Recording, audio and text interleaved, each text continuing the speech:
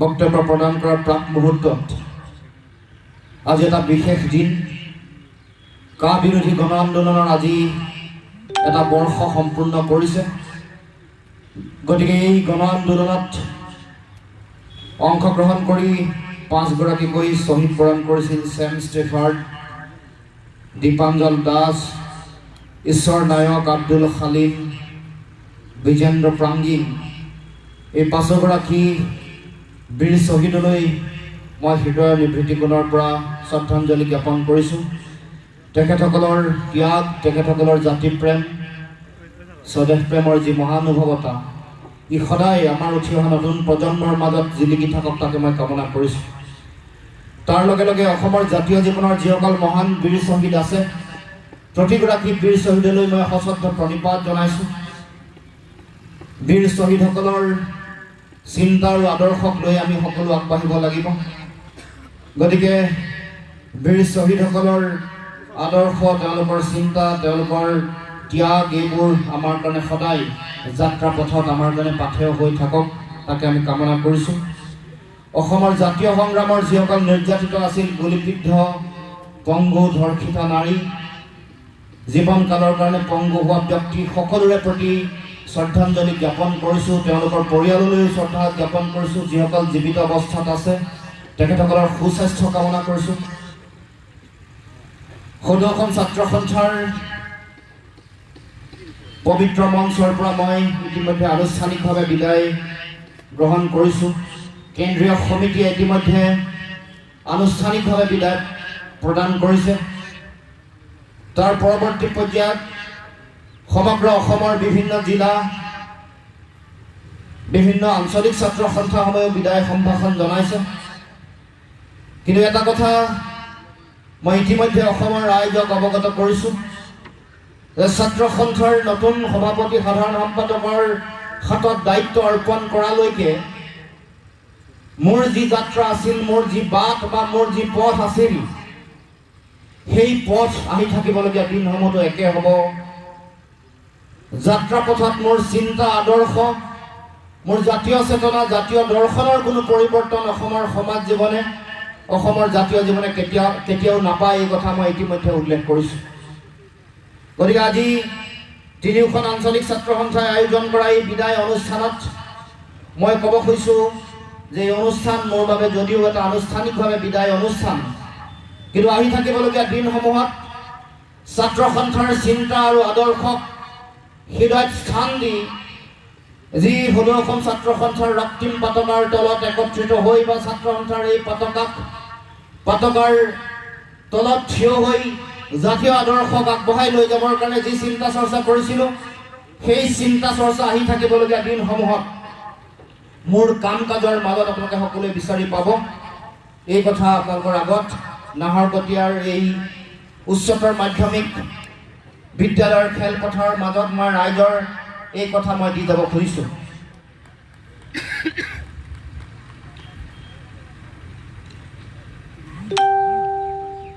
বিদায় আমাৰ সকলোৰে কাৰণে খুব এটা আৱেগিক বিষয়। এটা পৰিয়ালত বহু দীঘলীয়া সময় বিভিন্ন কাম কাজত জড়িত হোৱাৰ পাছত হঠাৎ সেই পৰিয়ালটোৰ মাজৰ পৰা আঁতৰি অহাটো এটা খুব দুখজনক এটা পৰিৱেশ, দুখজনক এটা চিন্তাৰে আমি এই পৰিয়ালটো এৰি আহিব লগা হয়। কিন্তু নতুনক আদৰি লোৱা আৰু পুৰণিক বিদায় দিয়া এইটো এটা প্ৰকৃতিৰ নিয়ম। এই নিয়মক সৰুগত কৰি ছাত্ৰ সন্থাৰ পৰিয়ালে মোক বিদায় দিছে, ছাত্ৰ সন্থাৰ কেন্দ্ৰীয় সমিতিৰ আন আন বিষয়ববীয়াসকলক বিদায় দিছে আৰু নতুনক আদৰি লৈছে। নতুন প্ৰজন্মক অসমৰ সমাজ জীৱনক আগবঢ়াই লৈ যাবৰ কাৰণে, ছাত্ৰ সন্থাক শক্তিশালী ৰূপত আগবঢ়াই লৈ যাবৰ কাৰণে তেওঁলোকৰ ওপৰত জাতীয় দায়িত্ব অৰ্পণ কৰা হৈছে। এইটো এটা স্বাভাৱিক প্ৰক্ৰিয়া, এইটো এটা প্ৰাকৃতিক পৰিঘটনা। গতিকে আমি সকলোৱে ইয়াক গ্ৰহণ কৰিছোঁ, ইয়াক আদৰি লৈছোঁ আৰু নতুন অংগীকাৰে, নতুন চিন্তাৰে, নতুন জাতীয় সংকল্প লৈ আমি আগবাঢ়ি যাবৰ কাৰণে চিন্তা চৰ্চা কৰিছোঁ। গতিকে আদৰ্শগত, নীতিগত পাৰ্থক্য আহি থাকিবলগীয়া দিনসমূহত নাপায়, এই কথা স্পষ্ট। এই কথা মই ইতিমধ্যে অসমৰ ৰাইজক, অসমৰ জনগণক জনাইছোঁ। গতিকে আমি এই বিদায় মুহূৰ্তত এটা কথা ক'ব খুজিছোঁ আহি থাকিবলগীয়া দিনসমূহত আমাৰ সকলোৰে কাৰণে অসমৰ সমাজ জীৱনৰ কাৰণে অতি এটা প্ৰত্যাহ্বানপূৰ্ণ সময় আমাৰ সকলোৰে কাৰণে বাট চাই আছে। বিভিন্ন ধৰণৰ ঘটনা পৰিঘটনা ৰাইজে দেখিছে, বিভিন্ন ষড়যন্ত্ৰ দেখিছে, বিভিন্ন ধৰণৰ কূটকৌশল দেখিছে। চাৰিওফালে অপশক্তিসমূহে তেওঁলোকে চলাই থকা কাজৰাজিৰ মাজত অসমৰ সমাজ জীৱনে চিন্তাৰ মাজত তেওঁলোকে জীৱন নিয়াব লগা পৰিৱেশ হৈছে। গতিকে এই সময়ত আমি সদৌ অসম ছাত্ৰ সন্থাৰ বৰ্তমানৰ নেতৃত্বই কেনেকৈ ছাত্ৰ সন্থা আৰু অসমৰ সমাজ জীৱনক আগবঢ়াই লৈ যাব, এইটো এটা অতি গুৰুত্বপূৰ্ণ বিষয়। আন আন জাতীয় জনগোষ্ঠীয় দল সংগঠনসমূহে কেনেকৈ অসমৰ সমাজ জীৱনক নেতৃত্ব দিব, আৰু আমিও যিসকলে ছাত্ৰ সন্থা বা আন জাতীয় অনুষ্ঠান আমি বিদায় মাঙিলোঁ, আহি থাকিবলগীয়া দিনসমূহত আমি যি ক্ষেত্ৰত যি ব্যৱস্থাৰ মাজত থাকি আমি অসমৰ আই মাতৃক সেৱা কৰিবৰ কাৰণে আগবাঢ়ি যাওঁ, আমিও কেনেকৈ একত্ৰিতভাৱে মূল লক্ষ্যত উপনীত হ'বৰ কাৰণে অগ্ৰসৰ হওঁ, এইটো আহি থাকিবলগীয়া দিনসমূহত অতি গুৰুত্বপূৰ্ণ বিষয় হিচাপে বিবেচিত হ'ব। গতিকে এনে সংকটৰ সময়ত জাতীয় জীৱনৰ এই জটিল সন্ধিক্ষণত কা বিৰোধী গণ আন্দোলনৰ বীৰ শ্বহীদসকলৰ মহান আদৰ্শেৰে ক'ব খুজিছোঁ যে অসমৰ সমাজ জীৱনক, অসমৰ জাতীয় জীৱনক যাতে কোনো কাৰণতে অবৈধ বিদেশী শক্তিৰ ওচৰত যাতে আঁঠু ল'ব লগা পৰিৱেশৰ সৃষ্টি নহয়, তাৰ কাৰণে সকলোৱে আমি সংকল্প গ্ৰহণ কৰিব লাগিব। এই কথাই এই সময়ত জাতীয় জীৱনৰ কাৰণে মূল বিষয় হিচাপে পৰিগণিত হৈছে।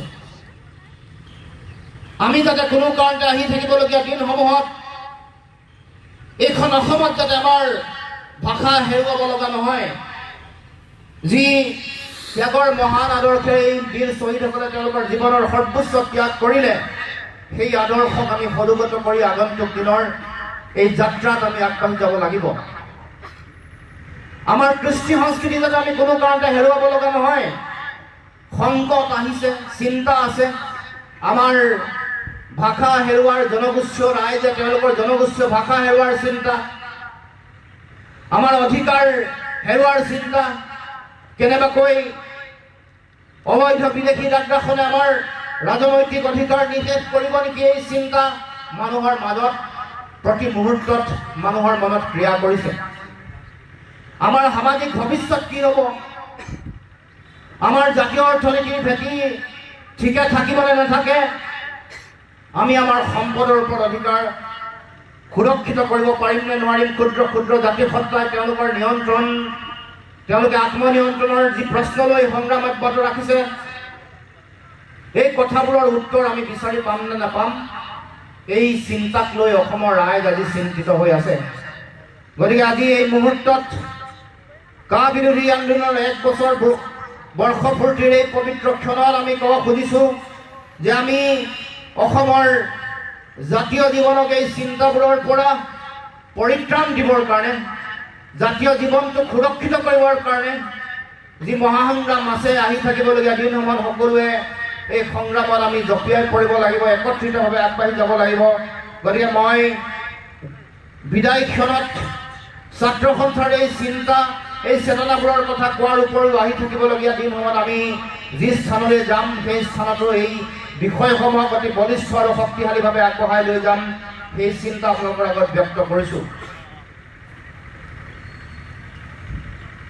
সদৌ অসম ছাত্ৰ সন্থাৰ পবিত্ৰ মঞ্চত থকাৰ সময়ত আমি অসমৰ ৰাইজক কি দিব পাৰিলোঁ, কি দিব নোৱাৰিলোঁ, এইটো সময়ে বিচাৰ কৰিব, অসমৰ ৰাইজে বিচাৰ কৰিব। কিন্তু এটাই আমাৰ লক্ষ্য আছিল যে আমি বিচৰা এখন সপোনৰ অসম, য'ত আমি শান্তি সম্প্ৰীতিৰে জীয়াই থাকিব পাৰোঁ, এই সপোনৰ অসমখন আমি দিব পাৰোঁ নেকি। সাম্প্ৰদায়িকতাৰে অসমৰ সমাজ জীৱন যাতে কোনো কাৰণতে এটা অস্থিৰ পৰিৱেশৰ মাজলৈ যাতে গতি নকৰে, এইখন অসমত যাতে হিন্দু মুছলমান এনেকুৱা ধৰণৰ ধৰ্মীয়ভাৱে মানুহক ভাগ ভাগ কৰা নহয়, যাতে কোনো কাৰণতে অসমৰ মানুহৰ মাজত অসমীয়া বঙালী আন আন জাতি জনগোষ্ঠীসমূহৰ মাজত বিভাজনৰ ৰাজনীতি, এইবোৰে যাতে অসমৰ সমাজ জীৱনক ভাঙি থান বান কৰি দিব নোৱাৰে, তাৰ কাৰণে সেই চিন্তা লৈ আমি বিভিন্ন ধৰণৰ কাৰ্যসূচী আমি ৰূপায়ণ কৰিছিলোঁ। গতিকে আহি থাকিবলগীয়া দিনসমূহতো এই কথাবোৰ অতি প্ৰাসংগিক। সাতামপুৰুষীয়া ঐক্য, সমন্বয়, সম্প্ৰীতি যাতে অসমৰ সমাজ জীৱনৰ পৰা যাতে আঁতৰি নাযায়, শংকৰ ৰাজনৰ দেশত যাতে কোনো কাৰণতে সমন্বয় বিঘ্নিত কৰিব পৰা শক্তিসমূহে যাতে ইয়াত তেওঁলোকে লহপহকৈ বাঢ়ি অহাৰ সুযোগ নাপায় তাৰ কাৰণে সকলোৱে এই সময়ত সদা সতৰ্ক হৈ তেওঁলোকে থাকিব লাগিব, শক্তিসমূহক চিনাক্তকৰণ কৰিব লাগিব।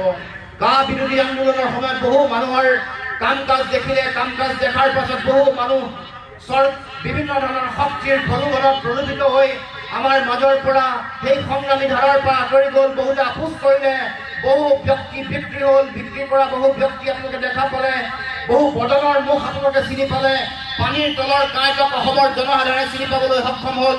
গতিকে এনেকুৱা সময়ত পুনৰবাৰ ৰাইজৰ প্ৰতি আহ্বান যাতে এইসমূহ শক্তিয়ে বাৰে বাৰে আমাক প্ৰতাৰিত নকৰে, আমাক যাতে ঠগ প্ৰবঞ্চনা কৰিব নোৱাৰে, আমাক যাতে আৰু এবাৰ যাতে তেওঁলোকে বিপথে পৰিচালিত কৰিব নোৱাৰে আৰু আমাক সকলোকে বিভ্ৰান্ত, সকলোকে বিচলিত কৰি প্ৰলোভন আৰু বিভিন্ন ধৰণৰ বিভাজনৰ ৰাজনীতি কৰি যাতে আমাক মোহাচ্ছন্ন কৰিব নোৱাৰে, আমাক এটা বেলেগ দিশলৈ যাতে লৈ যাব নোৱাৰে, তাৰ কাৰণে সকলোৱে সতৰ্ক হৈ থাকিবৰ কাৰণে মই আহ্বান জনাইছোঁ।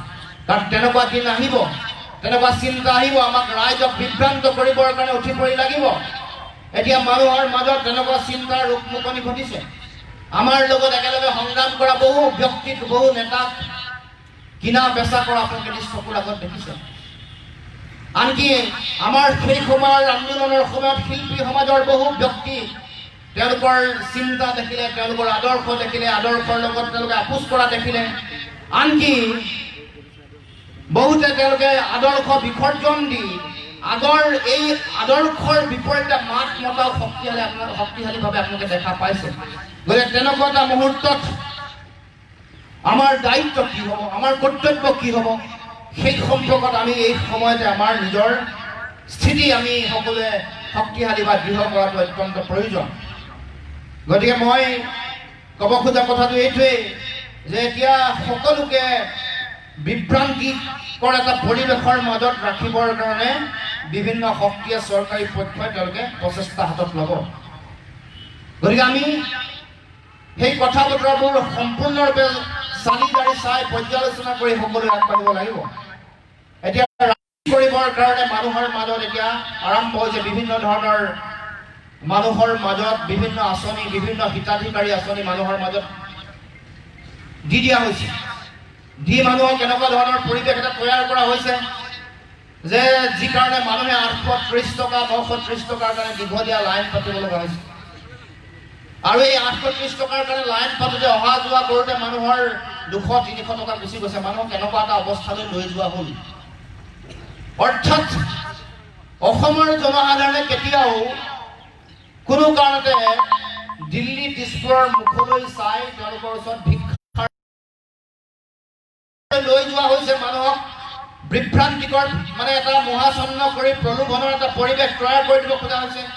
যি 830 টকা হ'ব লাগিছিল 8,300 টকা, আৰু সেইটো মাহে মাহে ভাত্তা দিব লাগিছিল। যদিহে সঁচাকৈ দুখীয়া মানুহৰ প্ৰতি এইসমূহ চৰকাৰ দায়বদ্ধ, প্ৰতি মাহে 8,300 টকাৰ ভাত্তা তেওঁলোকে দিব লাগিছিল যিসকল অৰ্থনৈতিকভাৱে পিছপৰা মানুহ আছে, যিসকল উঠি অহা নতুন প্ৰজন্মৰ ছাত্ৰ ছাত্ৰী, যুৱক যুৱতী আছে, তেওঁলোকক যদি নিবনুৱাসকলক ভাত্তা দিব বিচাৰিলে হয় প্ৰতি মাহত তেওঁলোকে 5,000 টকাৰ নিবনুৱাৰ ভাত্তা তেওঁলোকে দিয়াৰ এটা প্ৰয়োজনীয়তা আছিল। তাকে নকৰি 830 টকা 30ৰে হৰণ কৰি চাব 27 টকা, অৰ্থাৎ 27 টকাত দিল্লী দিনে নিতৌ 1 কেজি ভাল চাউল কোনো মানুহে নাপায়। অৰ্থাৎ আমাক সেই পৰ্যায়লৈ লৈ যোৱা হৈছে। গতিকে আমি এইবোৰ কথা পৰ্যালোচনা কৰিব লাগিব, বিবেচনা কৰিব লাগিব। এতিয়া বিনা পইচাৰ চাউল খোৱাৰ পৰিৱেশ এটা আৰম্ভ হৈছে। বিনামূলীয়াকৈ চাউল দিছে, ভাল কথা, দিব লাগে, কিন্তু বিনামূলীয়াকৈ চাউল দিয়াৰ পিছত 60 টকীয়া আলু কিয় খাব লাগে এই প্ৰশ্ন আপোনালোকে উত্থাপন কৰাৰ সময় আহিল পৰিলে। 80 টকাত কিয় পিঁয়াজ খাব লাগে এই প্ৰশ্ন আপোনালোকে উত্থাপন। আমাক বিনা পইচাত যদি চাউল খুৱাইছে, 20 টকাত আলু খুৱাওক, 30 টকাত আমাক পিঁয়াজ খুৱাওক, 100-150 টকা আৰু 160 টকাত কিয় মিঠাতেল খাব লাগে অসমৰ জনসাধাৰণ? প্ৰশ্ন উত্থাপন কৰাৰ সময় আহি পৰিল। অৰ্থাৎ ৰাইজক যে বিভ্ৰান্ত কৰিব খুজিছে, ৰাইজক যে প্ৰতাৰণা কৰিব খুজিছে, ৰাইজক যে বিপথে পৰিচালিত কৰিব খুজিছে, এই কথা বতৰাবোৰ আপোনালোকক কৈ যাব খুজিছোঁ। এতিয়া আপোনালোকক হয়, আপোনালোকক গেছৰ কানেকশ্যন দিছে, আমি সকলোৱে বিনামূলীয়া গেছৰ কানেকশ্যন দিছে, সাংঘাতিক আমি যথেষ্ট আনন্দ পাইছোঁ। বিনামূলীয়া গেছৰ কানেকশ্যন ল'লে পিছদিনাখনৰ পৰা আপোনালোকৰ গেছৰ মূল্য বাঢ়িবলৈ আৰম্ভ কৰিলে। প্ৰতি মাহে গেছৰ মূল্য বাঢ়ে, নিতৌ পেট্ৰল ডিজেলৰ প্ৰতি মাহে দাম বাঢ়িব আৰম্ভ কৰিছে। যিটো অত্যাৱশ্যকীয় সামগ্ৰীৰ মূল্য বৃদ্ধি হৈছে, এইবোৰ কথা বতৰা আমি সকলোৱে পৰ্যালোচনা কৰি চাব লাগিব, আলোচনা বিলোচনা কৰিব লাগিব। নহ'লে অন্যথা আমাক তেওঁলোকে দুখীয়া কৰাৰ জাল পাতিছে আৰু এনেকুৱা এটা ভিকহু কৰি দিব যে তেতিয়া তেওঁলোকৰ এই যে এনেকুৱা ধৰণৰ কথা বতৰাৰ মাজত কেৱল মাত্ৰ আমি দৌৰি ফুৰিব লাগিব। আমাৰ অসমৰ জনসাধাৰণ তেতিয়া নিজে খেতি কৰি উৎপাদন কৰি ধান বিক্ৰী কৰি নিজে পৰিয়াল চলোৱাৰ স্বাভিমানী যিটো চৰিত্ৰ আছিল, সেই চৰিত্ৰটো হেৰুৱাই পেলাব। অসমৰ ৰাইজে কেতিয়াও তেওঁলোকৰ ওপৰত আশাৰে বাট চাই নাথাকে। নিজে খেতি বাতি কৰিব, নিজৰ হাত আছে, ভৰি আছে, নিজে কৃষি কৰিব পৰাকৈ নিজৰ মাটি ভেটি আছে। কিন্তু আমাক লাগে কৃষি কৰাৰ পাছত ধান বিক্ৰী কৰিবৰ কাৰণে উপযুক্ত মূল্য লাগে, এখন বজাৰ লাগে, যিখন বজাৰত তেওঁলোকে মধ্যভোগী সোমোৱাই দিলে, যিখন বজাৰত তেওঁলোকৰে দালাল সুমিয়াই দিছে, যিখন বজাৰত তেওঁলোকৰে চিণ্ডিকেট চলে, সেইখন বজাৰত যাতে আমাৰ উৎপাদিত সামগ্ৰীৰ প্ৰকৃত মূল্য পায়, গাঁৱে ভূঞে উৎপাদিত সামগ্ৰীৰ যাতে প্ৰকৃত মূল্য পায়, সেই ব্যৱস্থাহে লাগে। অসমৰ ৰাইজে স্বাভিমানী হৈ জীয়াই থাকিব খোজে, সেই চিন্তাৰে মই ভাবোঁ যে আগন্তুক দিনত ৰাইজে সিদ্ধান্ত গ্ৰহণ কৰিব লাগিব। নহ'লে অন্যথা আহি থাকিবলগীয়া দিনসমূহত আমি এই চিন্তাসমূহৰ মাজতে আমি সকলোৱে থাকিব লাগিব। বিনামূলীয়াকৈ গেছৰ কানেকশ্যন দিয়ে ভাল কথা, কিন্তু গেছৰ মূল্যটোতো সীমাবদ্ধ কৰি ৰাখিব লাগিব। গতিকে এই কথা বতৰা এতিয়া আপোনালোক সকলোৱে জানে, আপোনালোকে খাজানা দিওঁতে আগতকৈ 3 গুণ খাজানা বৃদ্ধি হ'ল, অৰ্থাৎ নিতৌ কৰ কাটল বাঢ়িছে, মূল্য বৃদ্ধি হৈছে। গতিকে এই গোটেই কথা বতৰাবোৰে আমাৰ অসমৰ সমাজ জীৱনত জনগণক কুঙা কৰি পেলাইছে। গতিকে ইয়াৰ পৰা পৰিত্ৰাণ পোৱাৰ উপায় কি? ইয়াৰ পৰা পৰিত্ৰাণ পোৱাৰ উপায় অসমৰ জনগণৰ হাতত আছে, অসমৰ ৰাইজৰ ওচৰত আছে। অসমৰ ৰাইজে যদি সিদ্ধান্ত গ্ৰহণ কৰে, ইয়াৰ উত্তৰ আহি থাকিবলগীয়া দিনসমূহত আপোনালোকে দিব পাৰিব। সেইসকলে যিসকলে আমাক ভিক্ষাৰী কৰাৰ ষড়যন্ত্ৰ ৰচনা কৰিছে, যিসকলে আমাক ভিকহু কৰাৰ ষড়যন্ত্ৰ ৰচনা কৰিছে, তেওঁলোকৰ বিৰুদ্ধে সঠিক সিদ্ধান্ত লৈ তেওঁলোকক পুলিয়ে পোখাই উৎখাত কৰাৰ কাৰণে অসমৰ ৰাইজে, নাহৰকটীয়াৰ ৰাইজে সিদ্ধান্ত গ্ৰহণ কৰিব লাগিব। এখন ভাল সুন্দৰ অসমৰ সপোন এই অঞ্চলৰ ৰাইজৰ হাতত তুলি দিব লাগিব, য'ত হিন্দু মুছলমান নাথাকিব, কেৱল মাত্ৰ অসমীয়া মানুহৰ চিন্তা থাকিব, অসমীয়া মানুহৰ চেতনা থাকিব, সমন্বয়ৰ চিন্তা থাকিব, শংকৰ ৰাজনৰ আদৰ্শ থাকিব।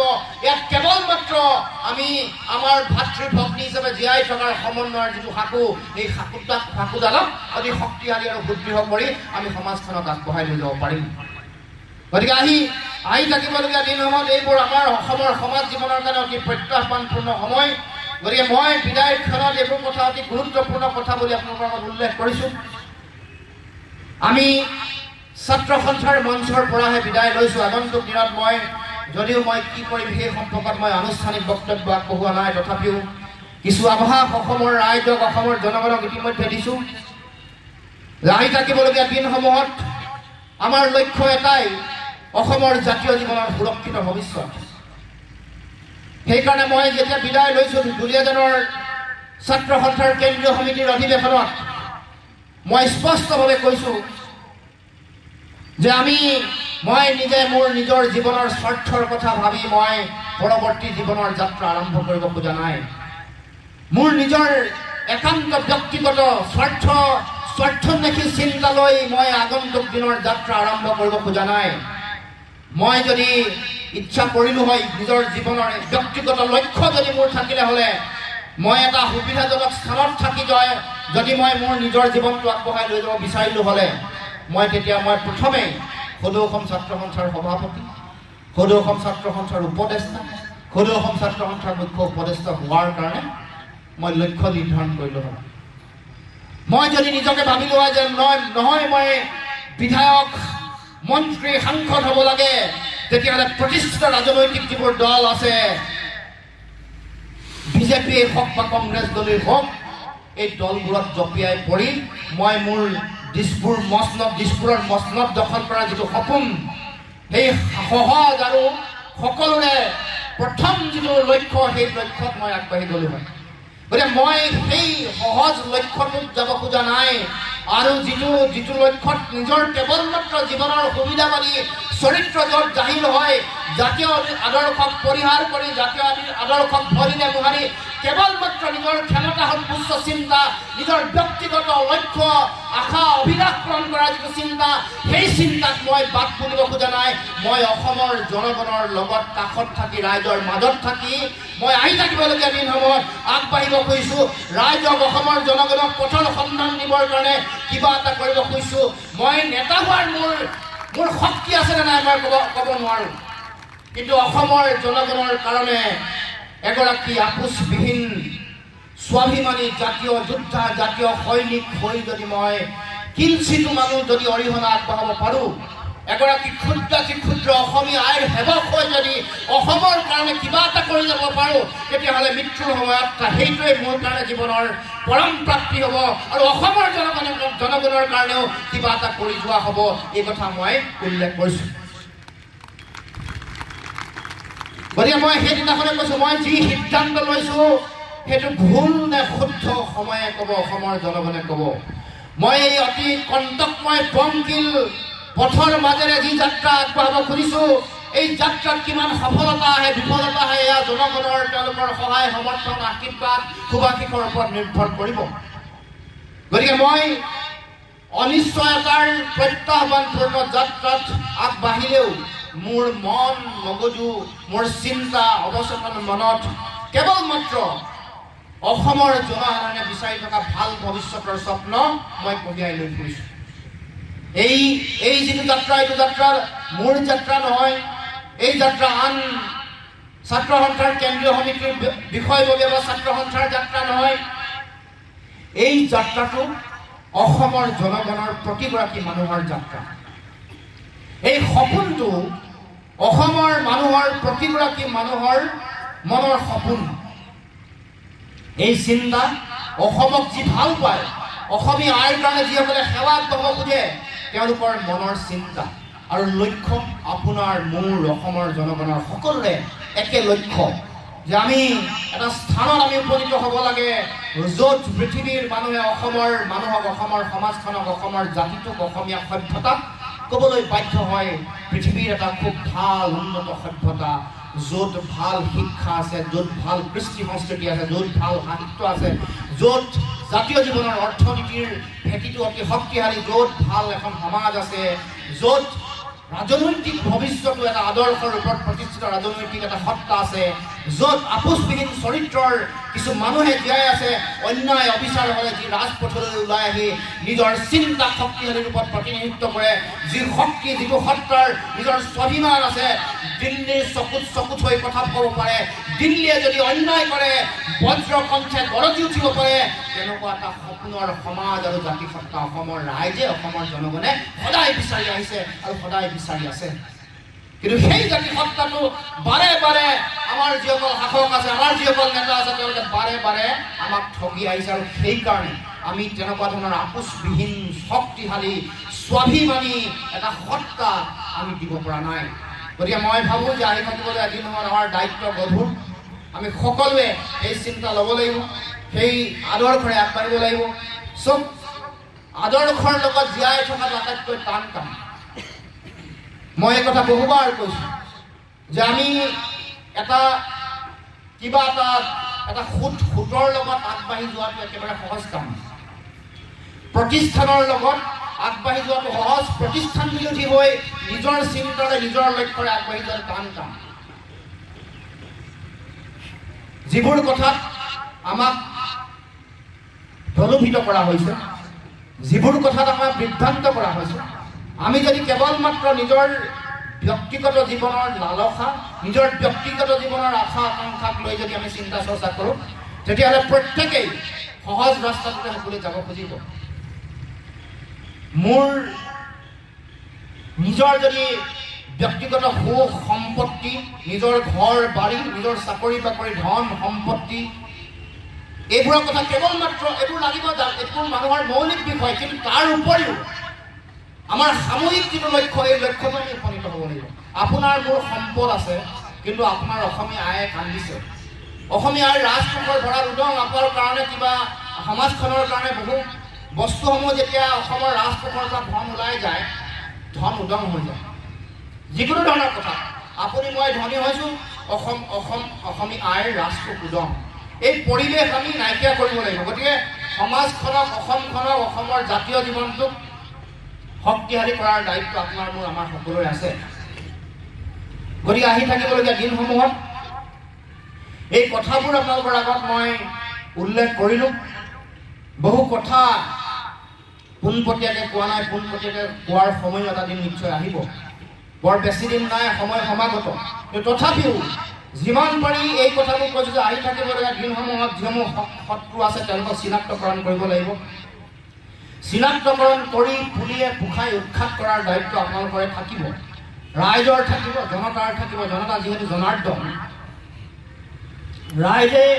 ৰাইজে ইচ্ছা কৰিলে সকলো কথা হ'ব পাৰে। গতিকে আহি থাকিবলগীয়া দিনসমূহত আমি শক্তিশালী আৰু সুস্থিৰ চিন্তাৰে সমাজখনক, অসমৰ জাতীয় জীৱনক আগবঢ়াই লৈ যাবৰ কাৰণে সকলোৱে আমি প্ৰচেষ্টা হাতত ল'ব লাগিব। গতিকে মই আজি বিদায়ৰ এই বিয়লি বেলাত আপোনালোকক মোৰ মনৰ যিবোৰ কথা, মোৰ যিবোৰ চিন্তা, সেই চিন্তা পৰিকল্পনাসমূহ আপোনালোকৰ আগত উল্লেখ কৰিছোঁ। গতিকে আহি থাকিবলগীয়া যিটো যাত্ৰাৰ কথা আমি উল্লেখ কৰিছোঁ, এই যাত্ৰা আপোনাৰ মোৰ আমাৰ সকলোৰে সপোনৰ যাত্ৰা।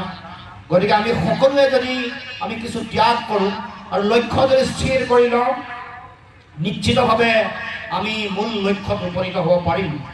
যি চিন্তা, যি নতুন ধাৰা বা নতুন চিন্তাৰ অংকুৰণ হ'ব, সেইটো আমি সকলোৱে সহায় সমৰ্থন দিলে, সকলোৱে সাৰ পানী দিলে, সেই চিন্তা, অংকুৰিত চিন্তা এদিন বৃক্ষ হৈ বটবৃক্ষ হ'ব আৰু আমি সকলোৱে দেখা সপোনৰ অসমখন পাম। আৰু সেই বটবৃক্ষৰ ছাঁত সকলোৱে জিৰোৱাৰ সুযোগ পাব আৰু সকলোৱে একেলগে সমস্বৰে অসমীয়া জাতীয় অসম মাতৃৰ জয়গান সকলোৱে একত্ৰিতভাৱে গাবৰ কাৰণে আমি সকলোৱে সুযোগ পাম। গতিকে আমি সকলোৱে সেই চিন্তা বা সেই আদৰ্শৰ লগত সকলোৱে একত্ৰিতভাৱে যাত্ৰা কৰিবৰ কাৰণে মই আহ্বান জনাইছোঁ। গতিকে আগন্তুক দিনত সকলো ৰাইজে আমি একেলগে সেই যাত্ৰাত চামিল হ'বৰ কাৰণে আহ্বান জনাইছোঁ। গতিকে মই বৰ বেছি দীঘলীয়া কথা নকওঁ। আহি থাকিবলগীয়া দিনসমূহত যাতে মই অসমৰ ৰাইজৰ সৈতে ভাল কাম কৰিব পাৰোঁ, আপোনালোকে ভবাৰ ধৰণে যাতে মই আহি থাকিবলগীয়া দিনসমূহতো মই এতিয়ালৈকে কথাৰ মানুহ হৈ থাকিব বিচাৰিছোঁ। আহি থাকিবলগীয়া দিনসমূহতো কথাৰ মানুহ, আপোচবিহীন মানুহ হৈ যাতে থাকিব পাৰোঁ। কিমান এই বিষয়সমূহত কিছু যদি ক'ৰবাত আপোনালোকে এচুলি মানুহ মোক বিচলিত হোৱা বা হিনদেৰি হোৱা, মোৰ কথাৰ মাজত হিনদেৰি হোৱা দেখে, আপোনালোকে সকলোৱে মোক আঙুলিয়াই দিব, বাট দেখুৱাই দিব, কঠোৰ সমালোচনা কৰিব আৰু সেই যাত্ৰাত, ৰাইজৰ জনগণৰ যাত্ৰাত যাতে আমি সকলোৱে লক্ষ্যত উপনীত হ'ব পাৰোঁ, তাৰ কাৰণে আপোনালোকে অভিভাৱকত্ব দিব, এইখিনিকে মই কামনা কৰিছোঁ। গতিকে আহি থাকিবলগীয়া এই যাত্ৰাত আপোনালোকৰ সকলোৰে সহায় সহযোগিতা, দিহা পৰামৰ্শ, আশীৰ্বাদ, শুভেচ্ছা বিচাৰি মই মোৰ বক্তব্য সামৰণি মাৰিব খুজিছোঁ আৰু ক'ব খুজিছোঁ, আপোনাৰ মোৰ সকলোৰে মূল লক্ষ্য অসমৰ জাতীয় জীৱনৰ আত্মপ্ৰতিষ্ঠাৰ যি মহাসংগ্ৰাম, এই সংগ্ৰামত আমি সকলোৱে একত্ৰিতভাৱে আগবাঢ়ি গৈ মূল লক্ষ্যত আমি উপনীত হ'ব পাৰিম আৰু অসম মাতৃৰ মুখত হাঁহি বিৰিঙাব পাৰিম আৰু সকলোৱে একেলগে সমস্বৰে জয় আই অসম, সৰ্বকালৰ কাৰণে, অনন্তকালৰ কাৰণে জয় আই অসম ধ্বনি দি অসমক মহিমামণ্ডিত কৰিব পাৰিম। এইখিনিকে কৈ মোৰ বক্তব্য মই সামৰণি মাৰিছোঁ। ধন্যবাদ। জয়